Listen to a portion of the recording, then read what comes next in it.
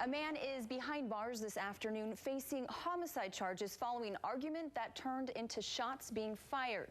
Police arrested 34-year-old Leroy Daniel Valdez earlier today. The shooting occurred inside of an apartment building on 13th North Redwood Road today. News specialist Ashton Goodell is there now live with the latest. Ashton.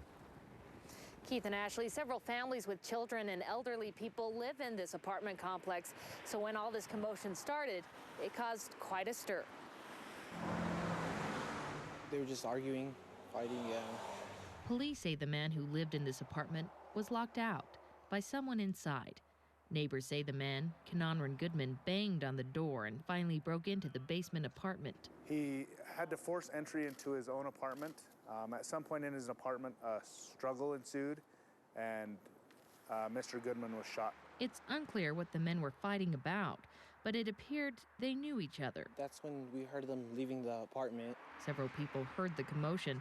A neighbor who feared being identified said the fight was prolonged and heated. They took it outside, and they were just like fighting, and they took it back inside, and then you could hear like fists going everywhere. My dad told us to go to the kitchen, and I stayed back because I was trying to call the police. And that's when like the first shot was fired.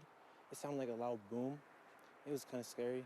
Like I was just thinking, like, if something goes wrong, something bad can happen with my family. Officers found Goodman dead inside the apartment. Police say the suspect, Leroy Valdez, took off, but came back to the scene and turned himself in.